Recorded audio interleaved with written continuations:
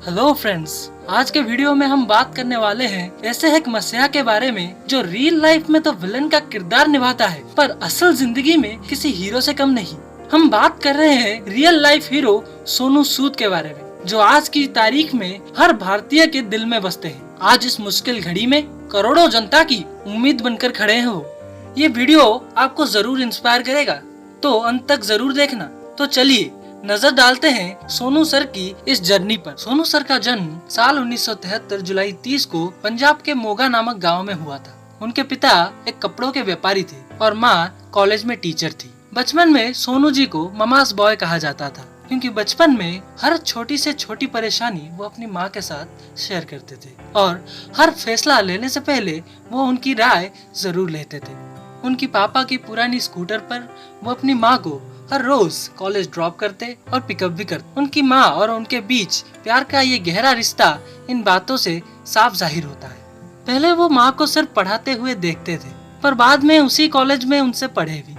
बाद में वो हायर स्टडीज के लिए नागपुर चले आए। यशवंतराव चौहान कॉलेज उन्होंने बतौर इलेक्ट्रिकल इंजीनियर अपनी डिग्री कंप्लीट की। इंजीनियरिंग के बाद उनकी जिंदगी ने एक नई करवट ली। उन्हें एक्टिंग का बहुत बड़ा शौक था और वो एक्टिंग में ही अपना करियर आगे बढ़ाना चाहते थे। जैसा कि हमने पहले से बताया, जिंदगी के हर छोटे से बड़े फैसले में वो अपनी माँ की राय जरूर लेते थे। इस बारे में भी उन्होंने अपनी माँ की राय मांगी। उन्होंने उनकी माँ से 2 साल की मोहलत मांगी और ट्रेन पकड़कर सपनों की नगरी मुंबई चले। बतौर एक्टर शुरुआती वक्त काफी स्ट्रगलिंग था, न हाथ में ज्यादा काम न कोई पहचान। मुंबई में उन्होंने पहला काम एक जूते के एड शो में किया। एड 3 दिन का था और 1 दिन का 3000 मिलने का वादा किया गया। वो खुश थे कि इस एड से उनका 1 महीने का खर्च निकल जाएगा। पर जब वो एड सेट पर पहुंचते हैं तो वो देखते हैं कि एड के लिए पहले से ही 30 लोग खड़े हैं। वहाँ उन्हें पता चल गया कि आगे का सफर बहुत लंबा है और मुश्किल भी। ऐसे ही देखते देखते 1.5 साल मुंबई की गलियों में कहाँ निकल गए उन्हें पता ही नहीं चला। हौसले कमजोर हुए थे पर पस्त नहीं। भगवान के घर देर थी लेकिन अंधेर नहीं। सोनू का फोटो और एड में काम देखकर तमिल इंडस्ट्री के एक डायरेक्टर ने उनको फिल्म के ऑडिशन के लिए तमिलनाडु बुलाया। सोनू जी ने बॉलीवुड से अपना रुख टॉलीवुड की तरफ मोड़ा, पर मुश्किलें आसान नहीं हुई थी। उन्हें तमिल सीखनी थी और समय बेहद कम था। वो डायलॉग्स याद करने के लिए घंटों मेहनत करते थे और ये मेहनत रंग लाई। उन्हें अपनी पहली फिल्म मिली। काला असगर फिल्म को साइन कर उन्होंने फिल्म इंडस्ट्री में अपना कदम रखा। शहीद आजम बॉलीवुड इंडस्ट्री में उनकी पहली फिल्म थी। धीरे धीरे वो अपना पांव फिल्म इंडस्ट्री में जमाते गए और सोनू जी का ख्वाब सच्चाई में तब्दील हो गया। रियल लाइफ में वो एक हीरो है। रियल लाइफ में वो ज्यादातर विलन का किरदार निभाते देखे गए हैं, पर रियल लाइफ में वो कैसे एक हीरो की तरह काम करते हैं वो हमारी आगे की कहानी से आपको मालूम पड़ेगा। आज हमारे सामने मुसीबतों का एक पहाड़ है। कोरोना महामारी बेकाबू हो रही है, जिसका असर दिन ब दिन बढ़ते ही जा रहा है। एक माँ अपने आंखों के सामने अपने बच्चे को खोते देख, बच्चे अपने माता पिता को वक्त से पहले आखिरी सांस लेते देख रहे हैं। ये मंजर दिल दहला देने वाला है। हॉस्पिटल्स में बेड नहीं मिल रहे हैं। ऑक्सीजन की कमी के कारण कई अपनी जिंदगियां गंवा रहे हैं। आम इंसान के दर्द का हिसाब लगाना नामुमकिन हो चुका है। इस मुश्किल वक्त में एक मसीहे की तरह उभर कर आए हैं सोनू सर। कुछ किस्से हम आपके साथ शेयर करना चाहेंगे, जिन्हें सुनकर आप भी देश के लिए उनके जज्बे को सलाम करेंगे।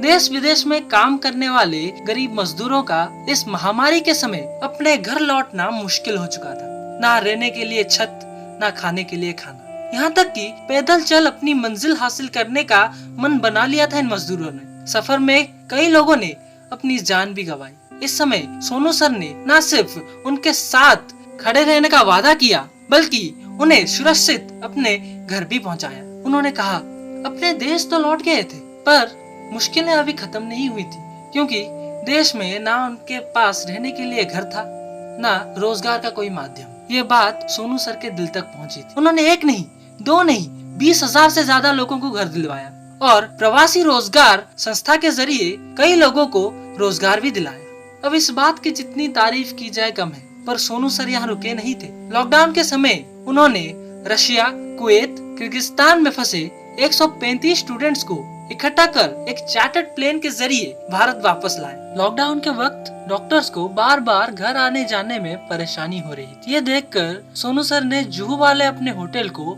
डॉक्टर्स को रहने के लिए सौंप दिया। कोरोना के खिलाफ लड़ रहे जंग में वो खुद भी इस बीमारी का शिकार हुए, पर जिस इंसान के साथ लाखों लोगों की दुआएं हो और भगवान का साथ है, भला क्या हो सकता। लोगों की मदद के लिए उनके जज्बे ने उन्हें फिर उठ खड़ा किया और वो फिर से मदद करने में जुट गए। कोरोना से शिक्षा में कोई कमी ना आए, इसलिए कई लाखों स्टूडेंट्स को फ्री में एजुकेशन दिलाया। इसके साथ गरीब बच्चों को ऑनलाइन क्लास के लिए मोबाइल भी दिलाया था। हाल ही में भारत में एक चौंकाने वाली खबर सामने आई। हॉस्पिटल्स में ऑक्सीजन की कमी के कारण कई पीड़ितों ने अपनी जान गंवाई। इस हादसे ने सोनू सर के दिल को बेहद ठेस पहुंचाई थी। सोनू सर और उनकी टीम ने हॉस्पिटल को पर्याप्त ऑक्सीजन दिलाने के लिए 10 दिनों में एक ऑक्सीजन प्लांट बनाया। ये प्लांट एक पूरे हॉस्पिटल को दिन में 24 घंटे ऑक्सीजन की सप्लाई कर सकता है।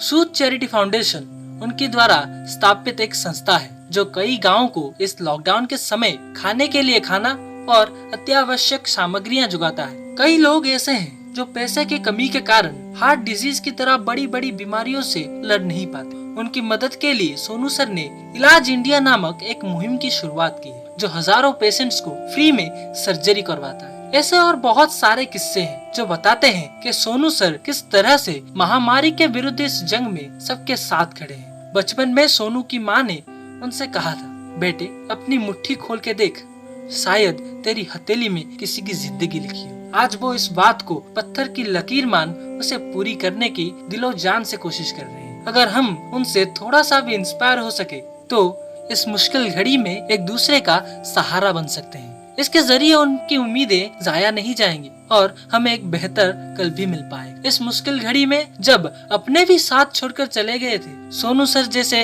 रियल लाइफ हीरो ने ही हाथ थाम कर रखा और साथ खड़े रहे। सोनू सर की देश के लिए इस मुहिम की तारीफ शब्दों में बयान कर पाना नामुमकिन है। आखिर में यही बोलना चाहेंगे, thank you sir, thank you करोड़ों लोगों की उम्मीद बनने के लिए, थैंक यू जरूरतमंद का सहारा बनने के लिए, थैंक यू मजबूर की हिम्मत बनने के लिए। ये वीडियो पूरी तरह से सोनू सर को डेडिकेटेड है। वीडियो के अंत में चलिए उनसे ही सुनते हैं कि किस तरीके से इस परिस्थिति का सामना किया जाए। सब सही हो जाएगा, घबराओ मत, सब सही हो जाएगा। बस बचपन में जितना मेरी माँ ने कहा था सिर्फ उतना ही दोहराना है। हाथ सही से धो, बस पानी से नहीं साबुन से। अरे क्या आवारों जैसे घूमते रहते हो, कभी घर पे भी रहा करो। और ये क्या है हाय हेलो, अरे सलाम नमस्ते भूल गए हो क्या? रुमाल जेब में हमेशा रखा करो। छींक खांसी तुम्हें आती नहीं है क्या? मां कितना कुछ सिखाती थी, पर मां की बात आखिर मानी किसने? आज दुनिया जूझ रही है, लड़ रही है कोरोना से। मां की छोटी बातें कितनी बड़ी होती हैं ये मैंने आज जाना। जब स्कूल में एग्जाम से डरा करता था तो मां यही कहती थी, घबराओ मत, सब ठीक हो जाएगा। आज दुनिया का एग्जाम है, फिर से मेरी मां ने कहा है कि घबराओ मत, सब सही हो जाएगा, सब सही हो जाएगा। आप भी घबराइए मत, सब सही हो जाएगा।